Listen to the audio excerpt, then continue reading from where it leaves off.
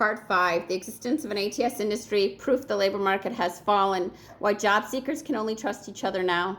In any other marketplace, an ATS system is a market failure by definition, an obstruction machine at scale, profiting from obstructing people from finding work while marketing itself as an efficiency tool. In any other marketplace, ghost housing and ghost food and ghost shoes, etc. would never be allowed, but ghost jobs have been common for the last 12 years. We have literally 50 state departments of labor, unions, journalists, and workforce boards, and none of them can see what they've done, and none of them have intervened at the normal scale that they would or should have.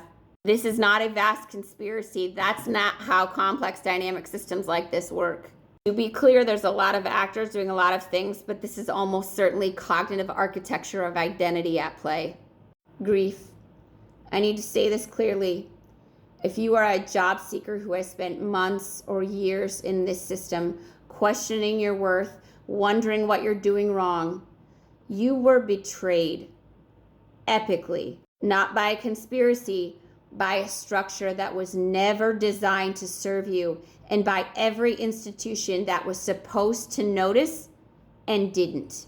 Employers outsourced your trust and free labor to an industry that profited from keeping you out of work. Job platforms monetized your desperation with no accountability for ghost job scammers or identity theft. Policymakers studied the problem, published papers, and went back to their desks.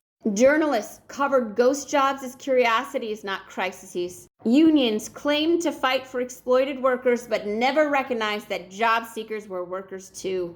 All of them failed, and they failed you so completely across so many institutions for so long that the failure itself is evidence.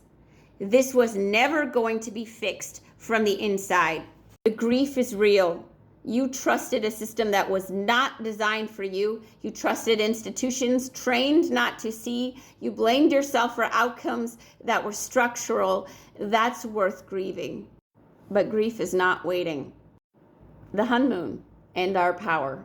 Here's the part the system doesn't want you to understand.